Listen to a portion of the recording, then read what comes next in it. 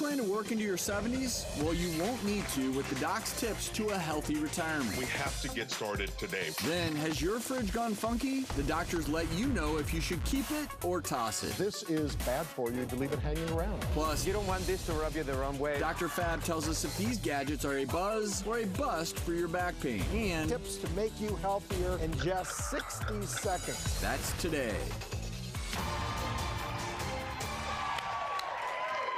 Welcome to the doctors. Today we're joined by our dear friends and colleagues, Dr. David Rosenfeld, Dr. Jorge Rodriguez is in the house. Thank you for having us. I love it. Thank You look so smart. Yes. You look dressed, smart. Cleaned up. I'm It's the impressed. glasses. Yeah. That being said, are you guys ready for some TV? I'm ready. Well, let's get ready. on it. All right, if you're a parent and you hear that your kid is pulling an all-nighter, you may think they're studying extra hard, right? Well, watch out. They could be taking part in a risky trend instead. Wait till you see this. Take a look. Well, let's get this video started. So here's what we usually do on overnight challenges. Basically a challenge where someone tries to stay overnight. See this, you guys? We close at 11. There's actual guards. So I think what I'm gonna do is go to a small furniture store. We're trying to look for a big open area so we can actually rest in it. Yeah, we need to hurry up. This is really hard. I don't know how he's gonna get in. So what I'm gonna do is just like move that, go behind. All the lights went out. They completely turned off the lights. About an hour ago, I heard the last guy leave.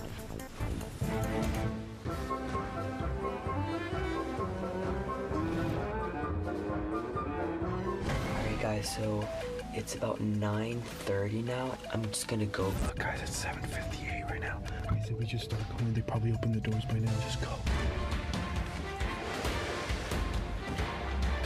There you go. We are free out of our minds. Alright guys, so I did it. And we made it, bro.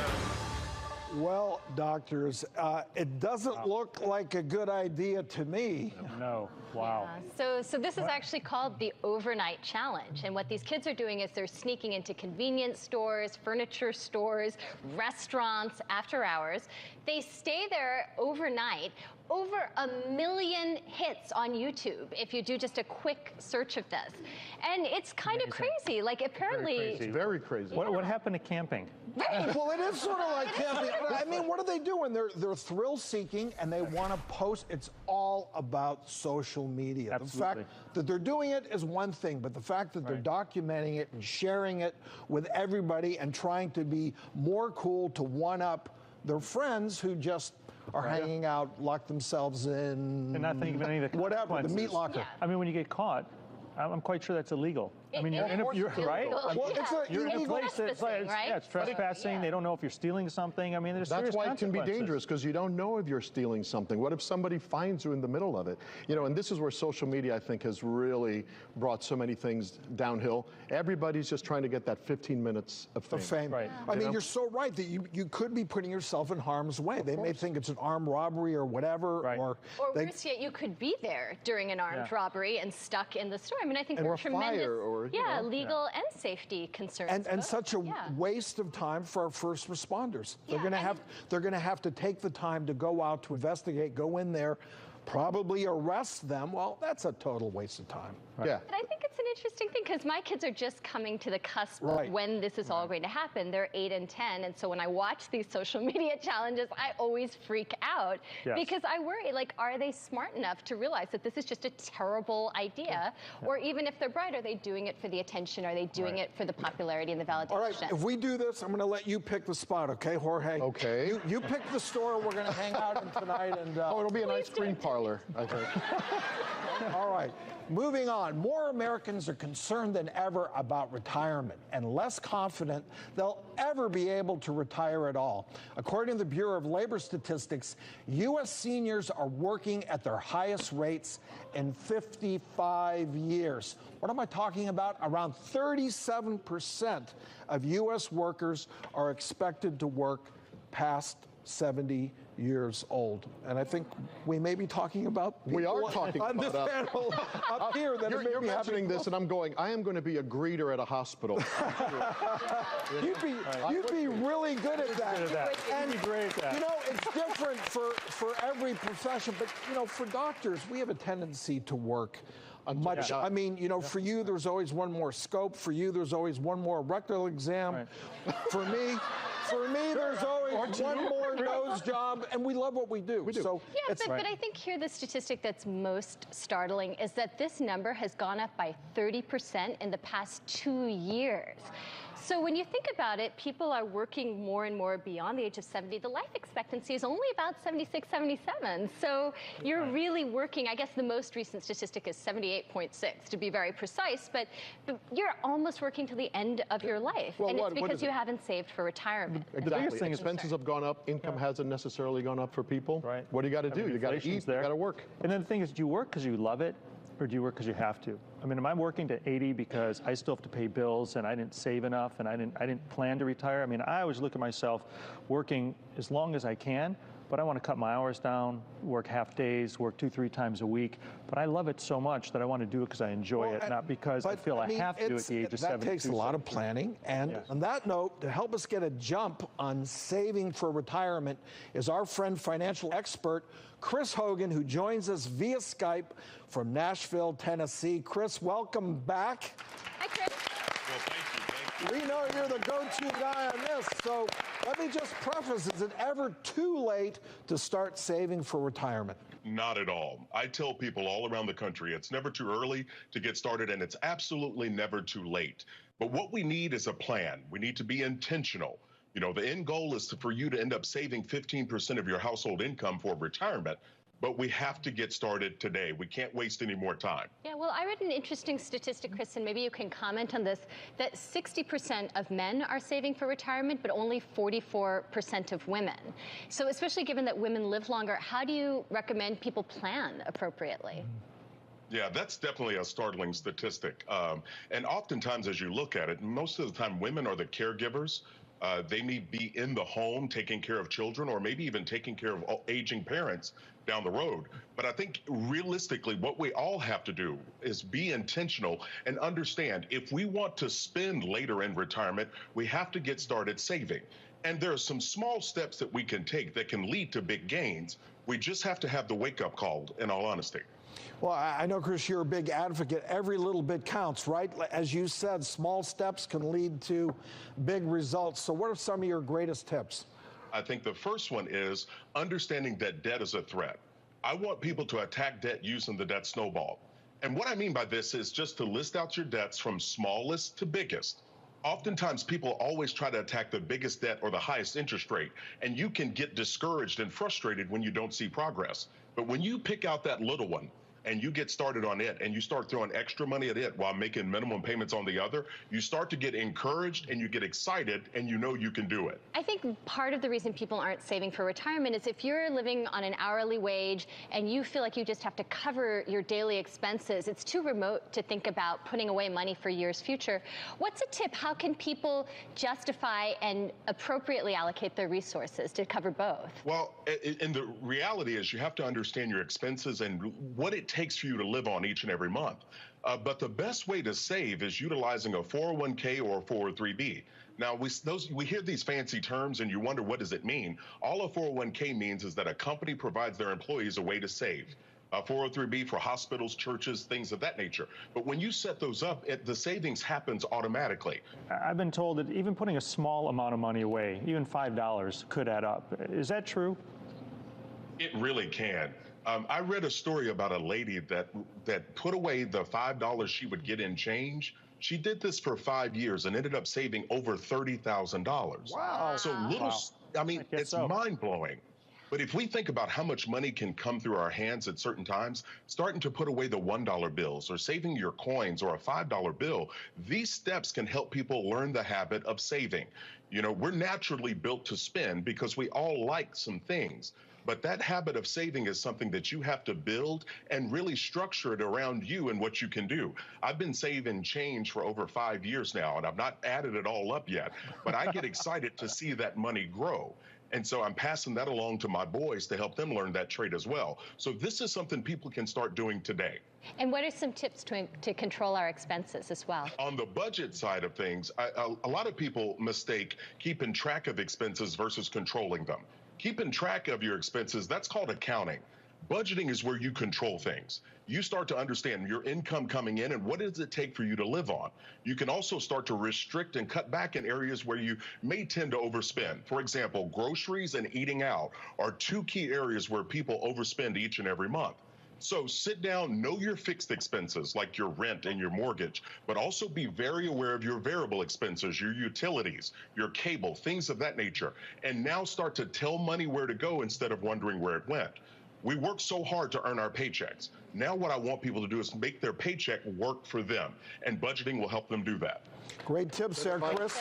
Here's what's coming up next. Don't go away.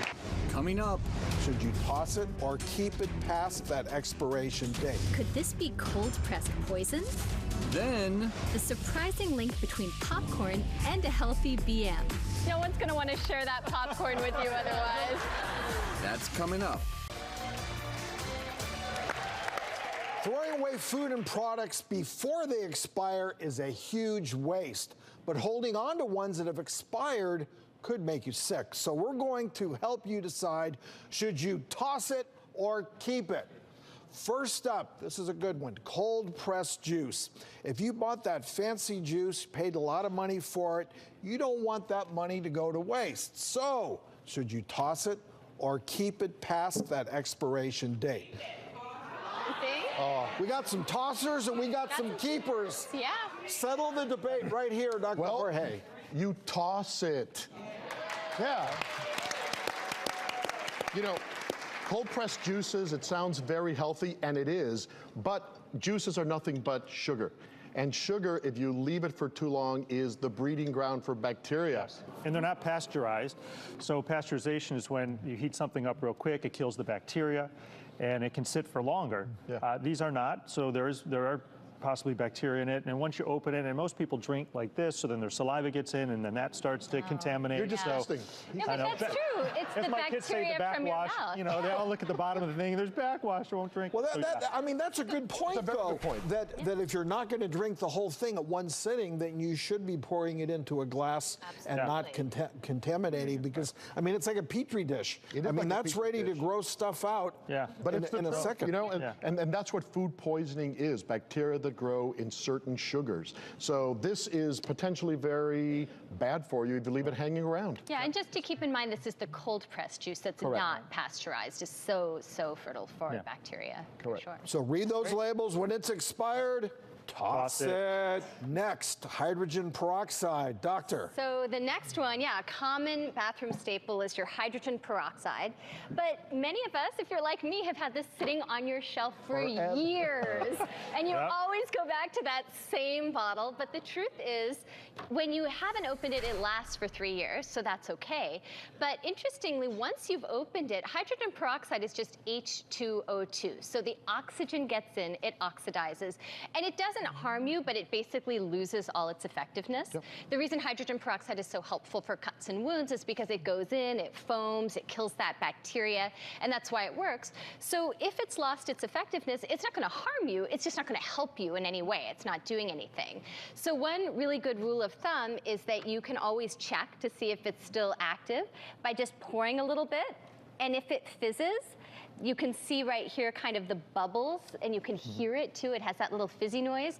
That means it's still active, so it's still good. So if it's been open for more than 6 months, you toss it.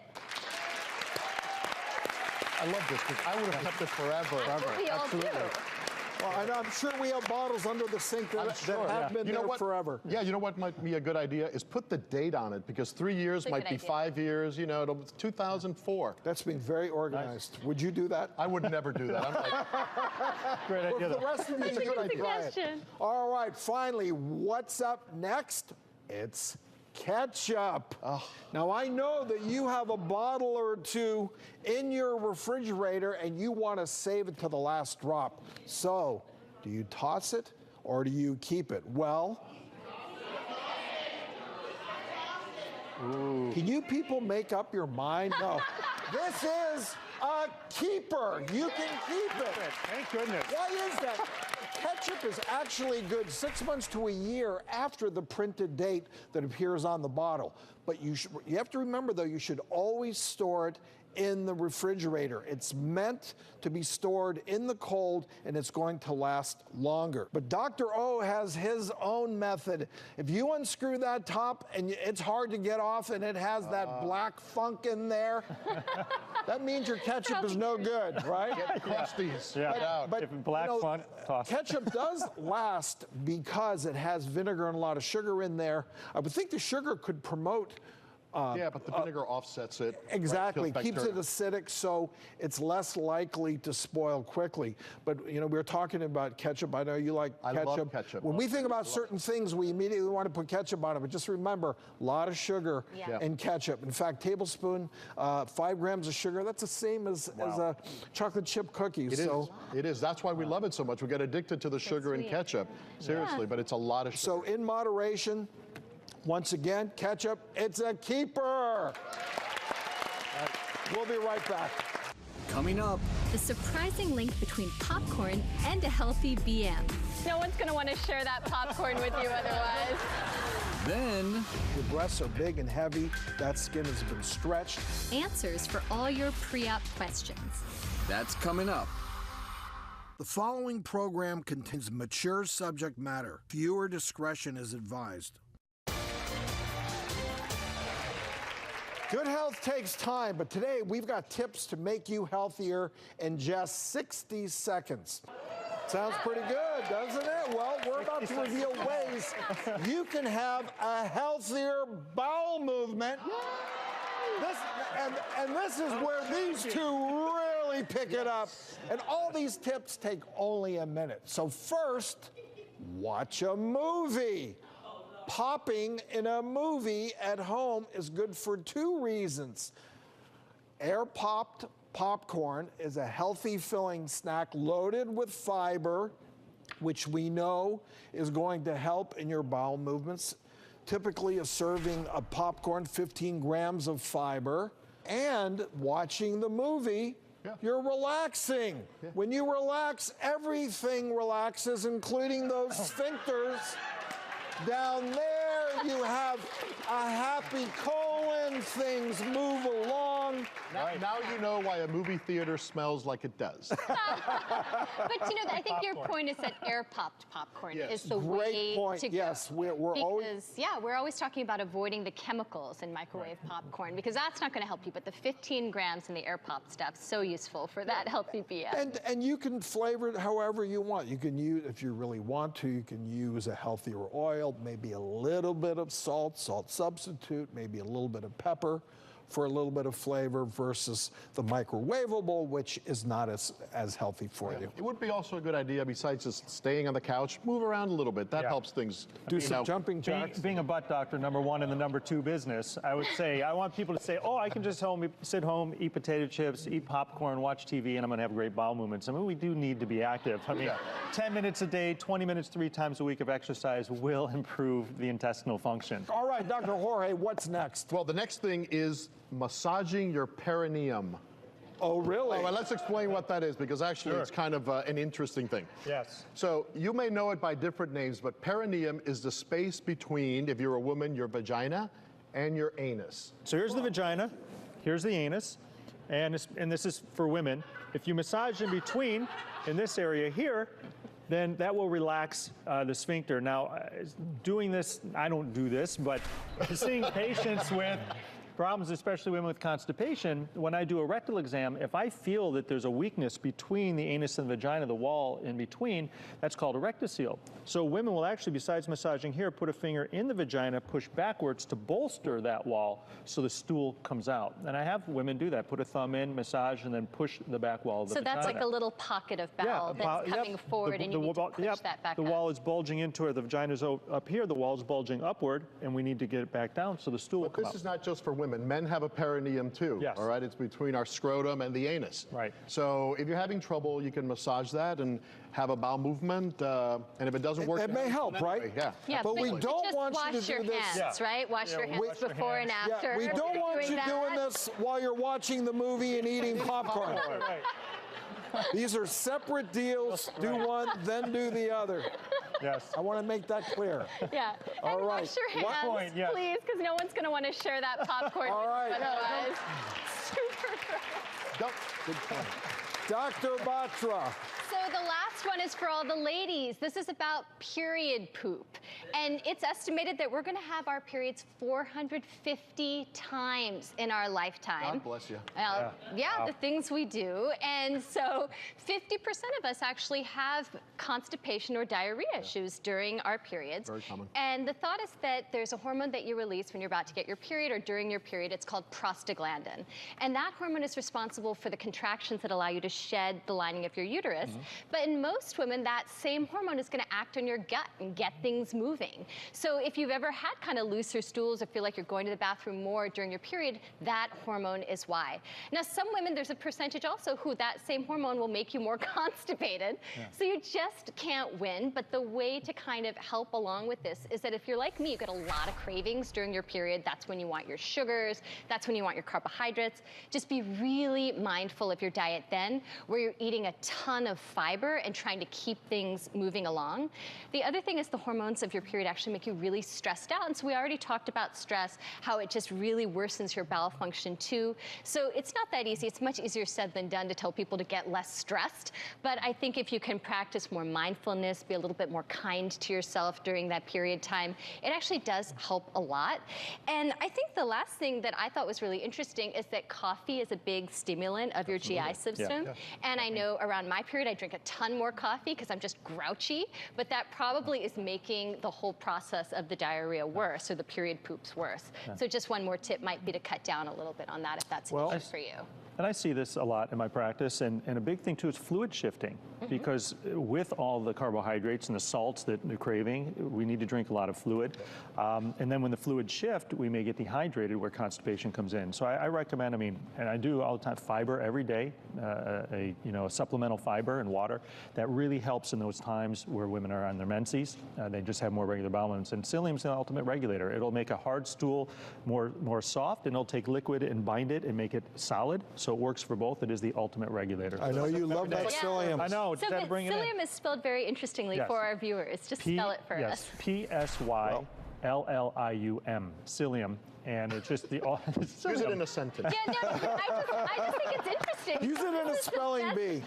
I've ever heard. Yeah. As you noticed, we're all big fans of a good bowel movement up here. So I hope you learned something. We'll be right back.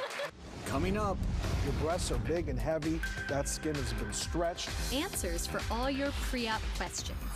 then Buzz or Bust with Dr. Mancini, who has your back. This component over here puts pressure on the muscle. that's coming up. When you've got a burning health question, you know you can always come to us. It's time to #Ask the Doctors. And our first question comes from Facebook. Sharon asks, I'm overweight and a candidate for breast reduction surgery. However, I've been told my skin is thin. What can I do to help me prepare my skin for surgery? I do not want to bust open and have complications with the surgery. And I like this question. I like somebody that's being proactive and thinking about their surgery ahead of time. What can I do that we don't have wound problems? But in surgery, as surgeons, we're prepared for all skin types. Okay. Just because you have thinner skin doesn't mean you're not going to do well. We know how to address that. We may sew things a little bit differently. We'll make sure that there's not undue pulling on that skin. So the bottom line is your thin skin will do just fine, but prepare yourself for surgery. What should you do? Well, eat right. Make sure that you're getting all the necessary vitamins, supplements, things that we know that promote healing, and prepare your skin, whether it's your body or face. Keep it moisturized. protected from the sun. All of those will help prevent complications. Dr. Roden, I have a question. So what about smoking? Because I know thin skin, things like that. I mean, how long before and after? Because you talk about, I mean, you know, surgery in the abdomen, other areas. I see the scar, but a very important point. And all surgeons in performing procedures, we know the deleterious effect of smoking on anything that we do. So if you want to avoid healing problems with any type of surgery, stop your smoking. And I'm talking about minimum of 3 weeks, longer. And, you know, for my patients, because if they don't stop smoking, we're going to have problems. I check nicotine levels, and if the nicotine is up, that they're not a candidate. They've got to go back and do their homework. And as gratifying as the results with the surgery, sometimes getting somebody to quit smoking because they want to have this elective surgery so much is a big plus. Good advice. Yeah. Well, I've got the next one. This comes from Christine, who sent us this video on Snapchat. Hey guys, my name's Christine. I would love laying out and going to the tanning beds. About 3 years ago, I noticed all these spots all over my legs and all over the back of my arms. I've spent a lot of money trying to get rid of them and nothing has worked. I'm getting PDL treatments. They actually look horrible. I used to love when the warmer weather would come, and now I dread it. Is there anything else I can do to help get rid of these spots, or do I just have to live with it?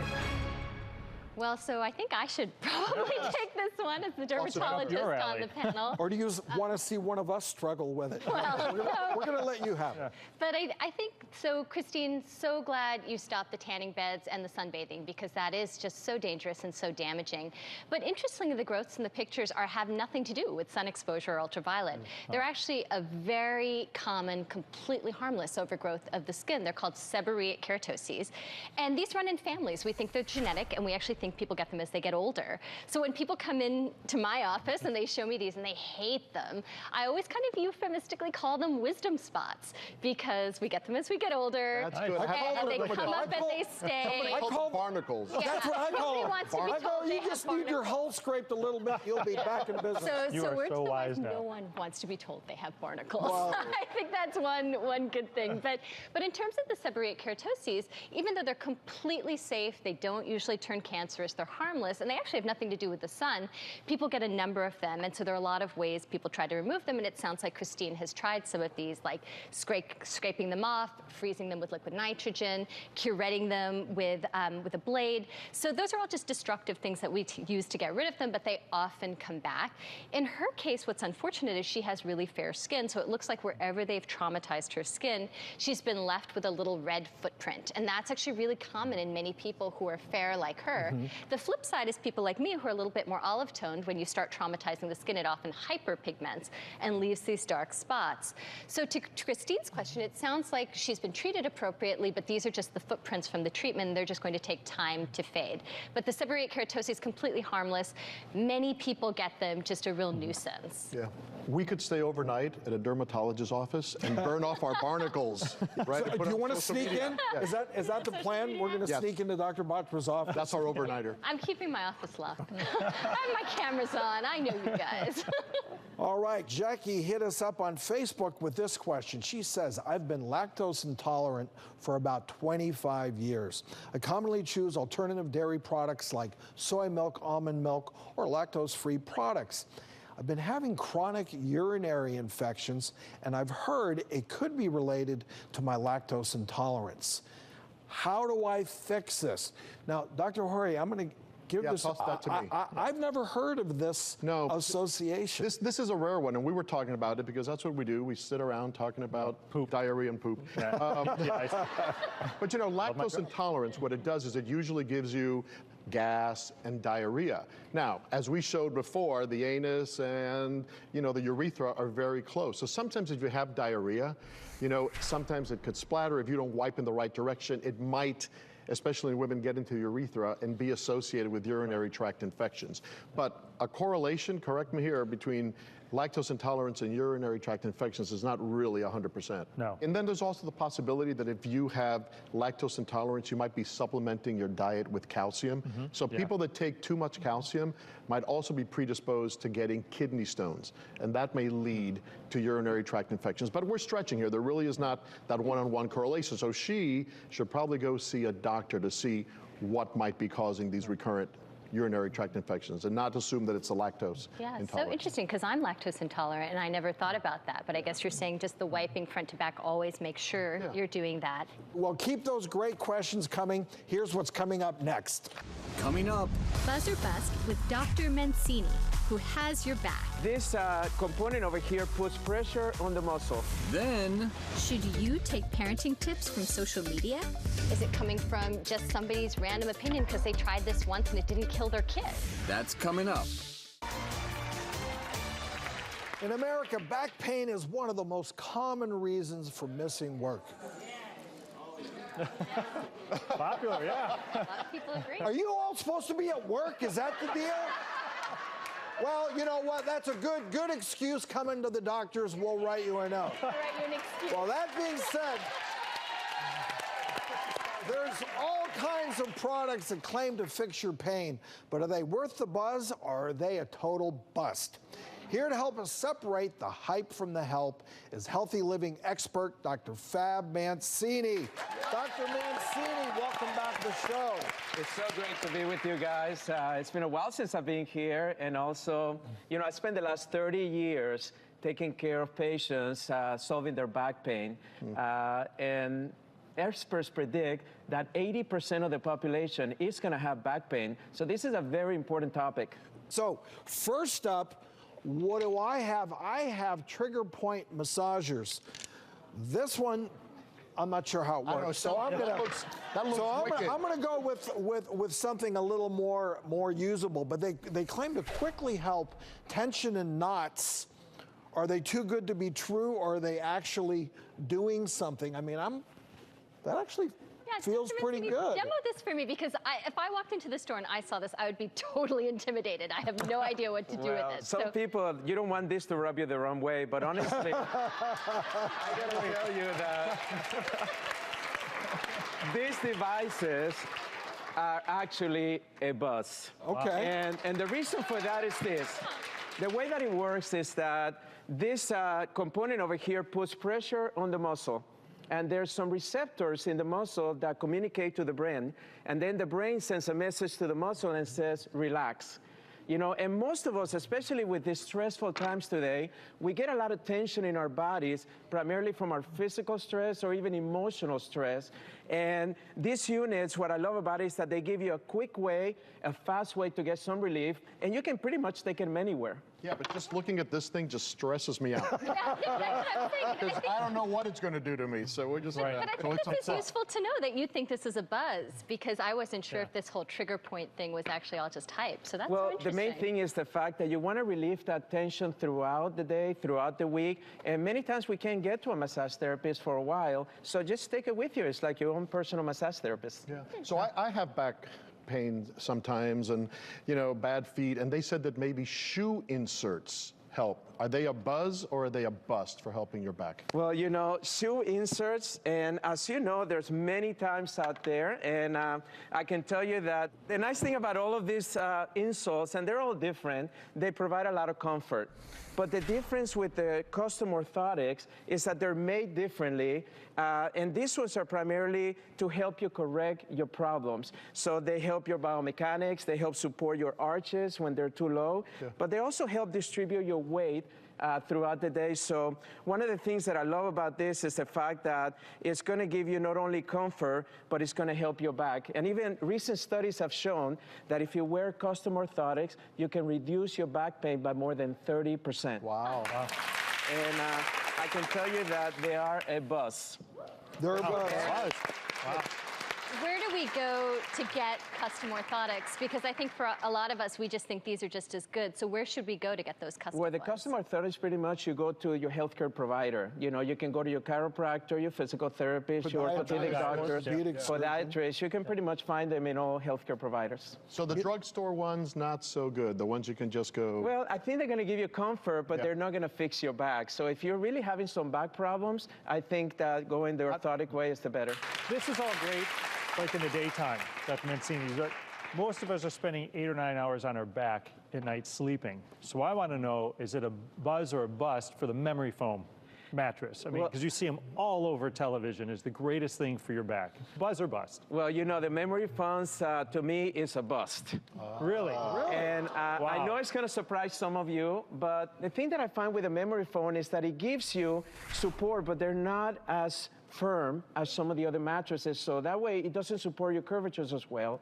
And also they're not stable throughout the night. My favorite is the semi-firm orthopedic mattress because they tend to give you more support than the others. Well, what do you think about those pillow top or the memory foam toppers for your mattress? Are you a fan of those? That's a great question. The pillow tops are primarily designed for your support. But the reality is, make sure you pay attention to what mattress you buy, because that's the one that's going to support you the most throughout the night. So basically those are for comfort, but the semi-firm mattress is key. Well, this is a really cool trend. I have noticed all this wearable tech nowadays when it comes to backs. So what do you think? Are these worthwhile? Are they a buzz? Are they a bust? You know, I know we all love technology, and I can tell you that these devices are a buzz. Okay. Wow. And so what is this, it looks like it could be a back massager, a neck massager. I mean, how does this work? Well, you know, this technology is coming into the forefront, and what's nice about it is that you can wear them on your neck, you can wear them on your back, and they're just gentler reminders that keep us in good posture throughout the day.